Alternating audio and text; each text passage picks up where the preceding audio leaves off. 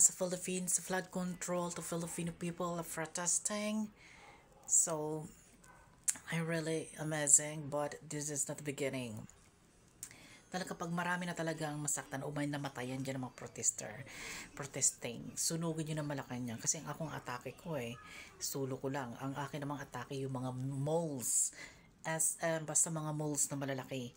Susunugin ko rin at gagawa ko ng mga video script na pumasok ako sa isang mall para alam ng mga politician na yan na ang magaganap.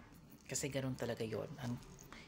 Kailangan natin mabawi ang mga money na yan at dapat wasakin at maging abo yung mga businessman na yan, kasangkot lahat yan dahil yan ay corrupt na nagbabayad sila ng buwis. Bakit hindi sila kumikilos?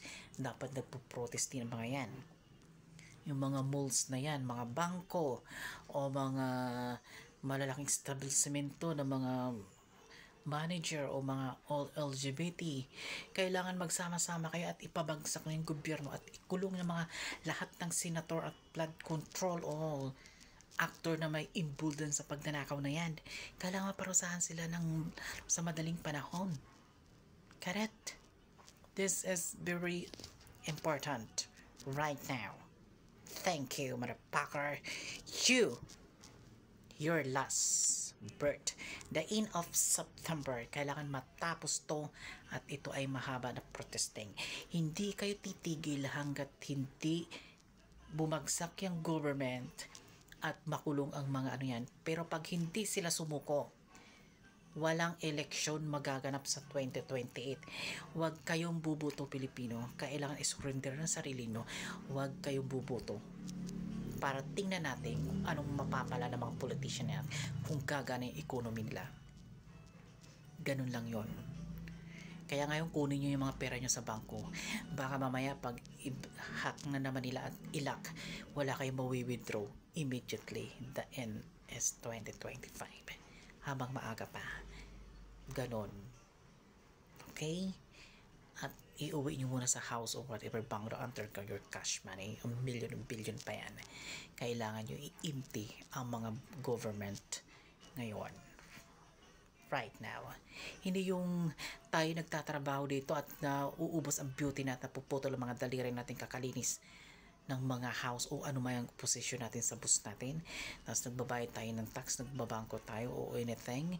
Tapos sila lang magnanakaw. Tapos ayaw naman nila matultuloy ang Woolworth. Anong gagawin na sa matatandang politician na yan? Santo ba yan? Demonyo yan. Dapat niyang wasakin at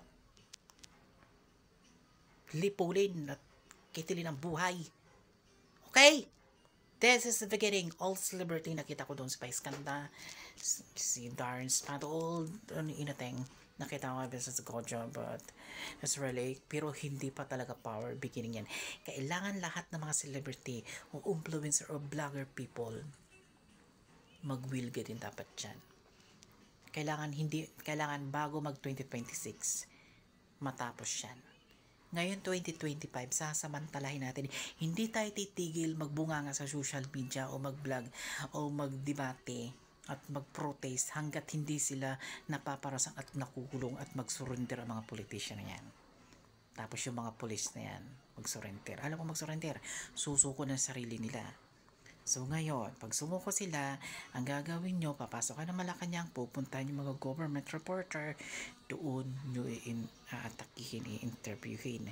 Kung sasagot siya yes or no, kung sasagot siya yes, magpapakulong sila o walang mangyayaring the beginning of wars at protesting around the Philippines, Luzon, Visayas, Mindanao, Metro Manila, or whatever.